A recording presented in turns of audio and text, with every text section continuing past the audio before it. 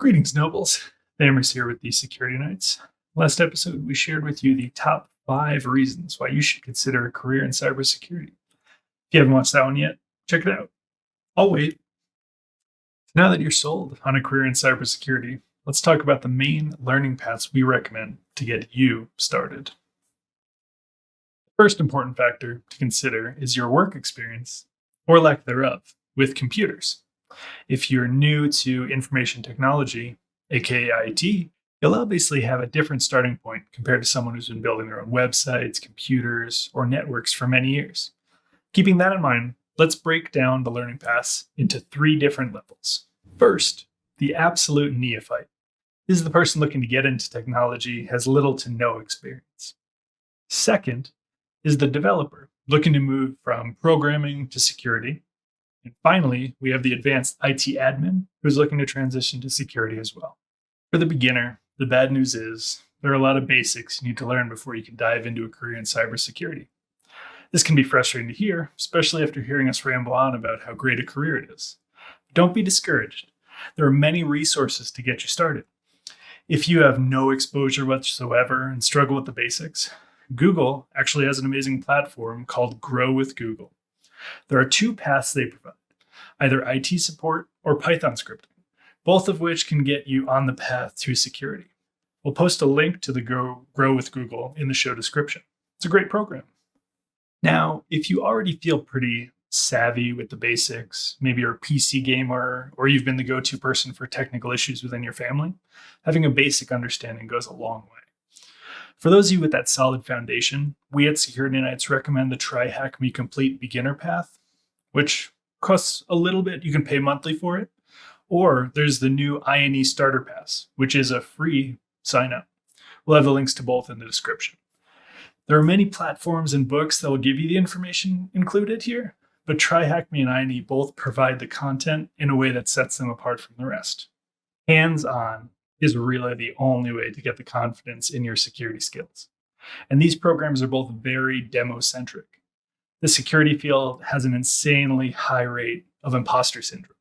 And if you aren't comfortable with your skills in Linux, web applications, and networks, you'll find yourself always second-guessing your decisions. So make sure you believe in yourself and your skills. During or after whatever training you decide on, we highly recommend you start networking. Find people in the security field in person or online, but make those connections. Attending conferences is one of the greatest parts of being in security. You learn from both hardened attackers, defenders, even PhDs about the up-and-coming tools and threats on the cyber landscape.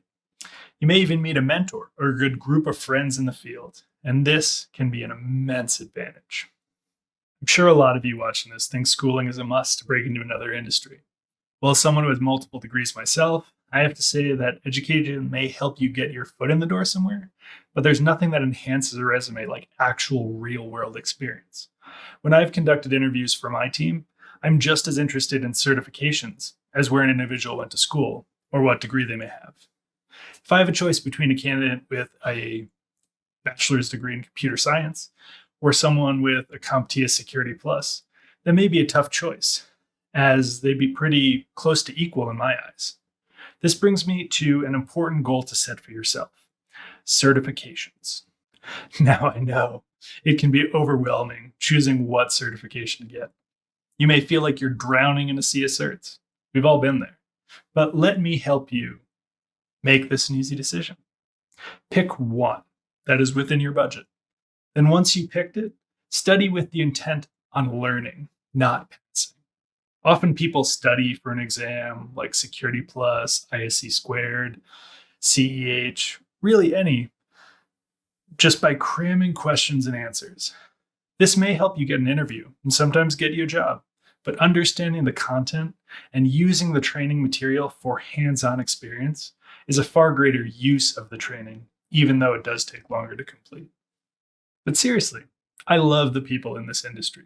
Whether they're helping you understand a new concept or just keeping you motivated by boosting your morale, security people are some of the best I've ever worked with.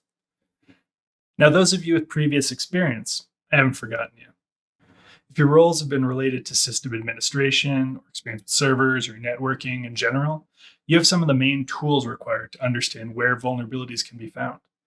If you've created some scripts or automated tasks, and you may be interested in coding a little more, we have some options for you. Or if you simply want to hone your network attacks, we have some great information for you there as well. And for those of you with a bit of development under your belt, whether it's Python or C++ or Java, this gives you an amazing head start in the security field. With your background, you have two main paths to choose from, just like the system administrator. If you'd like to stick to your guns and continue down the coding path, we have application security, or AppSec. Or if you want to branch out towards the network side as well, look towards the penetration tester route. Both paths will give you a lot of work, but let's dive into them to help give you some ideas. For those of you interested in AppSec, the struggle will be to start finding flaws in the code you may have written not very long ago and thought was perfect. Learning about flaws in code can often be the best starting path for AppSec. Luckily, we do have an organization that is dedicated to software hardening and tools to assist with automation of the task, OWASP, otherwise known as the Open Web Application Security Project. They not only have amazing people over there, all over the globe, working on projects, but they also provide training events to bring people together to learn. The OWASP Top 10 Vulnerabilities can be thought of as the gold standard of most common vulnerabilities on the web, mobile, API, and serverless applications. The links for all those are in the description below. The other factor expected of an AppSec employee is the ability to perform a web application penetration test. Finally, the cool stuff. The tools that are used for this form of attack are known as web proxies. They allow us to access a website and view all the details of the traffic sent to and from the application. OWASP does have a tool for this known as OWASP Zap or Z Attack Proxy that does an amazing job. But the de facto tool known through the industry is the Portswigger Burp Suite proxy. Both links below. Portswigger does have a paid version, but for getting used to the tool, the community edition is more than enough and free. With all this in mind again, I'll fall back to TryHackMe as the best training. The link below brings you to the Web Fundamentals pathway, which will cover many vulnerabilities with hands-on attacks. As Portswigger is the company that provides Burp Suite, originally they did write a book, but here, known as the AppSec Bible, or the Web Application Hacker's Handbook, version 2, is what got me started. It's a great read, but less hands-on.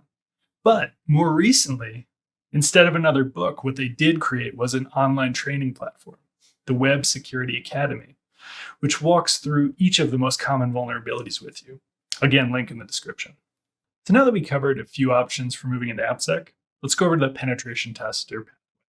If you're more interested in learning network infrastructure and exploits found over the servers and network traffic, this may be more interesting to you. I know you can tell we're fans of TryHackMe at this point, but again, we do have 4 optional pathways that we think are good, 2 of which are TryHackMe, depending on how you want to get started. Your path could start by taking the CompTIA Pentest Plus, or if you want to get right into the weeds with the offensive pen testing pathways. Both of these can be found on TryHackMe, links below. Along with these, we can't leave out the INE Starter Pass, which also provides a great introduction to penetration testing methodology and hands-on attacking, and can prepare you for their entry-level certification.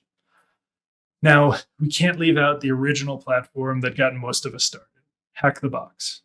So originally, and I think it's still the case, but you actually have to hack your way into the platform.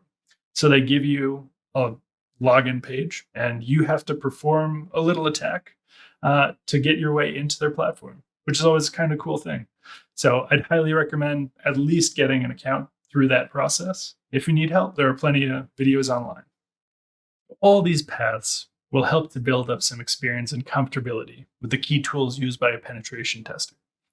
Offensive Security is an organization that's renowned within the industry for their tools and platforms such as Kali Linux itself, as well as the exploit database. If you'd like a primer course on Kali Linux, there's a free web walkthrough of their book, Kali Linux Revealed, linked below.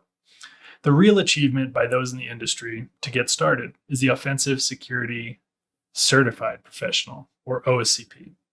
It's a hands-on 24-hour hacking exam where you break into a network and attempt to exploit as many servers as possible. Now, once the attack has been completed, you have another 24 hours to write a report of the findings to prove your report writing skills are adequate as well. With many new training options, offensive security does actually offer a one-on-one training as of a few months ago, known as the OffSec Academy, for those who need the extra assistance getting into the field. And they just started offering a training method that allows you to subscribe for a full year with 2 exam attempts, because some people do often fail their first. Just how hard it is, huh? As with all the others, conferences and events such as Capture the Flags are another outstanding way to gain knowledge and mentorship. DEF CON can be seen as one of the best gatherings of security professionals to get to know one another and learn. Most of the people that attend are very willing to spend some time and go over what they know or built, and can be a great way to network. Now that you have some ideas to start your training path, there's one last tip I'd like to share that could be one of the greatest to breaking into the industry. So remember that one time when you did something slightly related to security? Put that as a key part of your job description, especially if you're already in IT. Most frustrating thing you can hear is that you need more experience for an entry position. Really? So whether you found a phishing email and sent it to your IT team, security related, or you helped the vulnerability management team for a shift when someone was out, make sure to explain it in as much detail as you possibly can. We hope you enjoyed this episode. As always, be sure to share, like, and subscribe. And remember, nobles, bake it till you make it. See ya.